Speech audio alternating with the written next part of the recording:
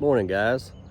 So I'm out here at sunup doing a little planting in the yard, and I threw some of this frog bit, aquatic floater, down in a little bog area near the pond last year, and it overwintered, and it actually has multiplied quite a bit.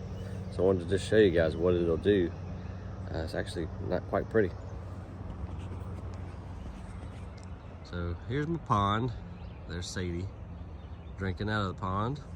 And this whole area down here is just super saturated and bog-like. And here is this was always been a puddle here, so I threw some frog bit in, and it just multiplied like crazy. It's really thick, very pretty, but you can see how it could take over if put in the wrong spot. Is contained here. Certainly don't want it to get to the pond out there, which it eventually will in some fashion, I'm sure. But anyhow, that's what it'll do right there, guys. It's an aquatic floater called frog bit.